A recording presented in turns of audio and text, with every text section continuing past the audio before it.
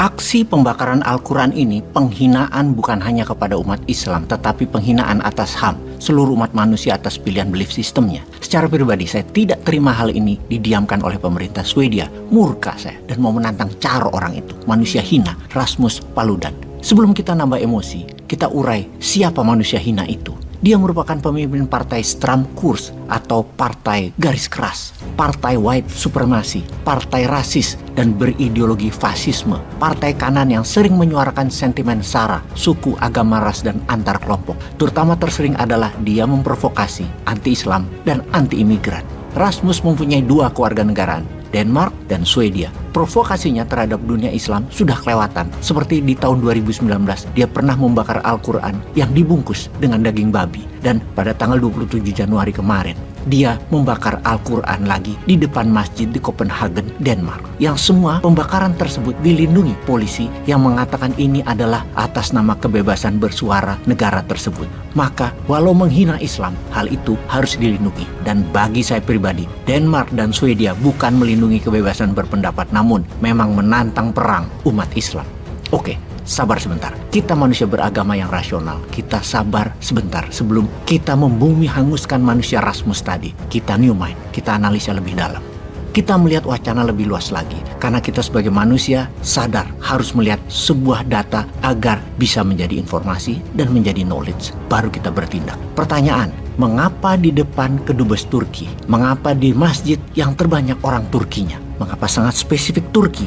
Turki memang Islam. Kenapa tidak di kedutaan Indonesia atau di kedutaan Malaysia? Sekali lagi, kenapa Turki? Inilah awal analisa yang membuat kita meluaskan wacana bukan hanya Islamofobia atau mengkampanyekan kebencian takut terhadap agama Islam tindakannya. Namun, lebih dikarenakan jangan-jangan ada agenda politik di belakangnya. Pemerintah Swedia dan Denmark sesungguhnya juga menyetujui langkah tersebut. Kita meluas lagi pengamatannya. Kita tahu bahwa ketika Rusia menyerang Ukraina adalah pelaksanaan atas peringatan berkali-kali dari Rusia kepada Ukraina yang untuk tidak join NATO. NATO adalah kolonialisasi Barat ke Eropa Timur. Sudah 15 negara ex-Soviet di Eropa Timur yang bergabung dan saat ini ada 30 negara yang bergabung yang bukan hanya membangun aliansi militer, namun penaklukan ekonomi negara-negara kecil tersebut untuk jadi pasarnya negara besar Eropa Barat. Fakta pertahanan adalah langkah militer multilateral beberapa negara atas takutnya kalau ada serangan dari negara lain. Negara Eropa warganya sesungguhnya tidak suka membuang-buang anggaran militer yang jarang dipakai dan hanya untuk jaga-jaga. Karena itu mereka mengecilkan anggaran militer dan lebih membuat kesejahteraan warganya dana tersebut.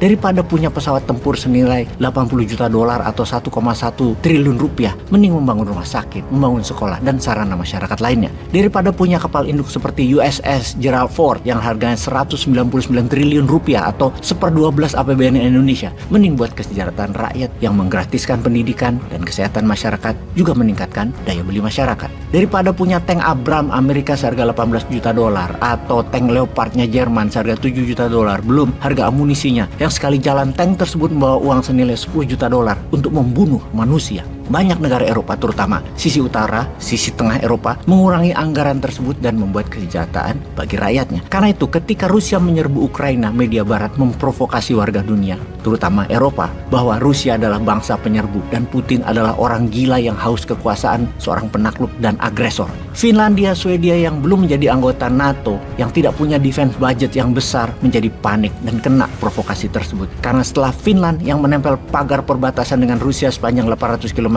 panjangnya perbatasan Rusia-Finlandia, maka negara sebelah Finlandia adalah Swedia, bisa juga diserang Rusia. Padahal Rusia kecil kemungkinan menyerang Finlandia dan Swedia karena tujuan Rusia adalah menciptakan buffer country atau wilayah bumper untuk serangan NATO, di mana Ukraina yang memang pemimpinnya adalah pro-Amerika memang ingin gabung dan membiarkan NATO dengan Rusia untuk dogfight di perbatasan pagar negaranya. Dan kita semua tahu Turki adalah sahabat Rusia dan Turki punya ambisi menjadi pengendali Eropa, menjadi global player. Pemimpin Turki, Erdogan, adalah pencinta sejati bangsa Turki dan negara Turki. Turki ini dijajah di banyak hak, termasuk Selat Bosporus yang membelah Turki dan membelah dua laut besar, Laut Hitam Black Sea dan Laut Marmara Mediterranean, yang dilewati banyak kapal niaga, namun Turki tidak dapat benefit apapun. Di mana jelas Erdogan akan mengambil hak Turki, seperti halnya New Mind yang terinspirasi akan langkah Erdogan akan meminta hak Selat Malaka kepada internasional. Ini kalau pemimpinnya pemimpinnya seberani Erdogan, seberani Putin, seberani Xi Jinping. Bukan pemimpin pragmatis populis pro ekonomi oligar. Harus berani dan untuk rakyat. Itulah pemimpin ideal Indonesia ke depannya.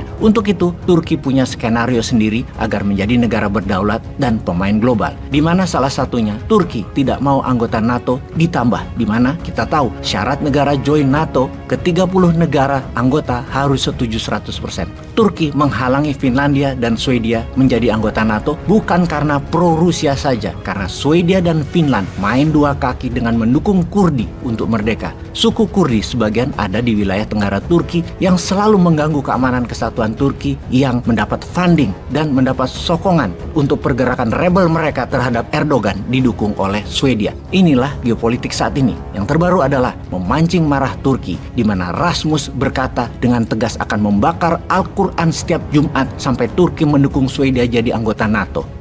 Rasmus, lu bukan nantang Turki, lu nantang umat Islam. Dengan ini, resmi Bosman mengatakan tak tantang carok kon. Nih celurit, tolong kirim ke Rasmus dan polisi Swedia minggir kon. Tol.